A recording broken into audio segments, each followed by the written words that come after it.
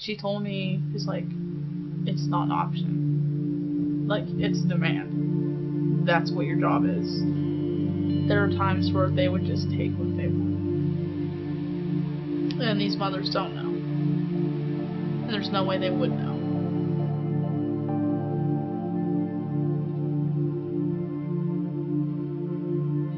When you first go to the clinic, what you do in Stemexpress is you go to the head nurse and you tell them if there's something you need. So let's say that day I needed a certain gestated fetus. So let's say I need a 15-week fetus for some reason. So I go, I'm like, hey, I'm looking for a 15-week fetus today. If could you let your staff know? I was like, oh yeah, we'll let you know. Each procurement tech usually has an assigned clinic that you want to build a relationship with at your Planned Parenthood, because you know you have to have really good communication. So Megan was at B Street with Sarah.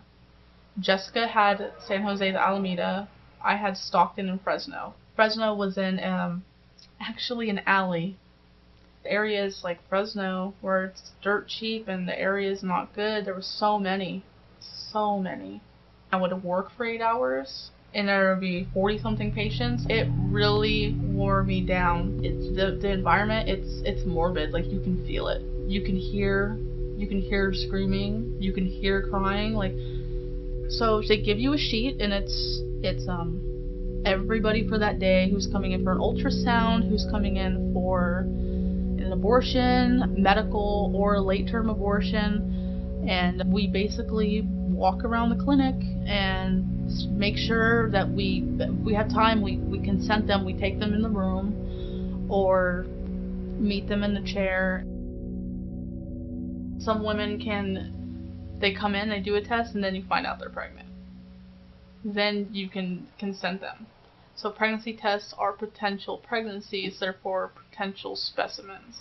So it's just taking advantage of the opportunities. The fetus, the fetal tissues remains is a POC, which stands for product of conception. The specimen is what I would obtain from it. So POC, product of conception, specimen is what I would procure. I would set up my laptop, then you would log into the task page, log into AIM Instant Messenger. You would go get the gestation sheet from the head nurse, and you would see how many opportunities you had on the sheet. So then you would report that. The task page would just list the tissue, where it's to be sent, and then the number of specimens and equal. And so we all had access to edit that page. So if there was, they said we needed a liver, 17 weeks, John Hopkins or Stanford, Berkeley, whatever it was, and it said specimen. So if I got that, I would put my initials, so I'd edit it, put 1 HO. So that way if we needed one, that's already cleared for that day. So everybody would log in and you would say, oh, there are 24 appointments today, 10 tissue opportunities, 8 blood sample opportunities, first patient at 8. So then I would wait for certain girls to come in. I would look for an opportunity to consent. So that would mean, like, after they go in, they get registered as a nurse, go sit down. That would be a great opportunity for me to, hey, can I talk to you for a second? Come in, shut the door. Stemexpress had a consent form we'd have to initial. You know, I'm certified, I'm donating, I know I'm not going to be reimbursed or compensated. I know this is for disease research. I've already consented that I am going to get an abortion. Yeah, no. That doesn't happen all the time. Some of these women don't know if they're going to get an abortion. Some they're not 100% they're going to get it done. Didn't know a lot about Dr. Berman, other than he worked for Planned Parenthood. There were actually comments made about him. He had a reputation for going viciously fast. Like, if we didn't watch him, we would lose our specimens. It was that fast. If there wasn't a girl in the room, he would get mad. He would pace the hallways if there wasn't something to do. Like, it's almost like he wanted to do it. And that made me really concerned. And how fast he was going with these women. And I felt bad. Like, there was a few times to where if he was working and I had a girl who did not want to get it, but she, you know, she felt she had to, I wanted to tell her, do not go to this clinic.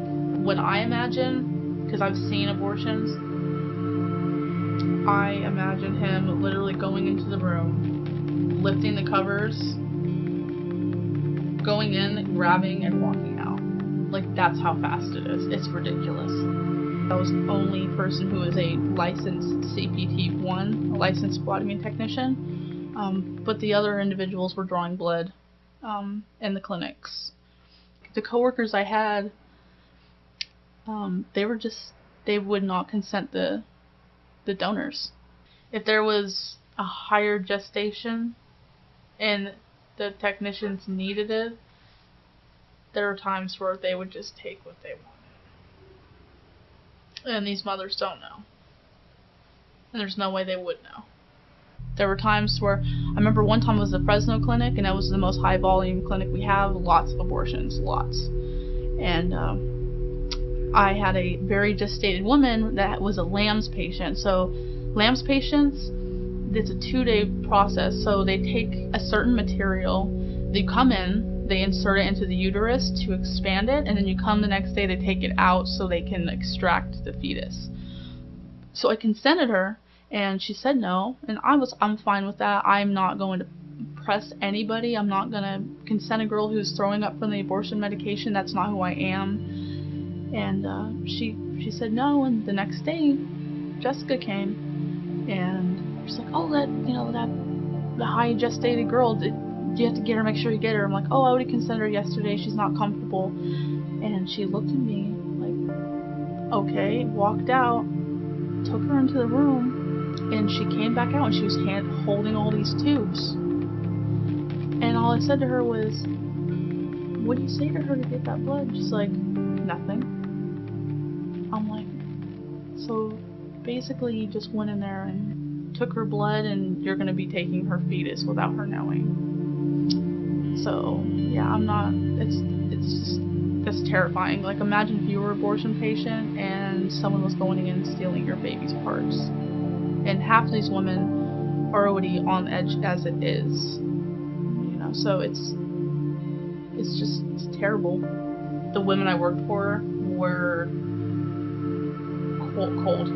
It's cold, they don't care. They just wanted their money. They didn't care that the girl was throwing up in the trash can, crying, and even there are times to when patients would ask me, like, they would come in and be crying, like, should I do this? Should I be doing this? And from my personal view, I'm very pro-life, and I would tell them, like, run, like, go, like, you'll figure something out. You don't want to do this. Like, if you don't want to do this, go home. And I would get in trouble for that. I get in trouble. Jessica would say, why don't you consent her? Like, because she was crying and throwing up, and she didn't even know if she wants to get it done. What'd you say to her? I told her if she wasn't comfortable with it, then I'm not gonna do anything. She said, well, that was an opportunity you just missed. Like, I'm not gonna tell a girl to kill her baby so I can get money. And that's what this company does. Straight up, that's what this company does. My job was to go there and get blood and tissue parts. Like, it wasn't presented as an option, really. From my boss, the words of Sarah, it's not. Like, she told me, she's like, it's not an option.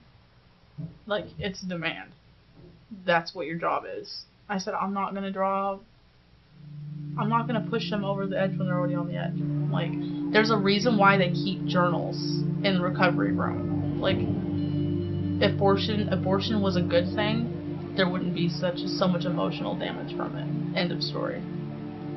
I would take my sample, I'd put it in a tube, I would label it with a specimen sticker, I would take it back to the room, update the task page, put, 1 or 2, how many I got that day, and I'd fill out the paperwork on my computer, print it out at the lab, and that's what I would do all day.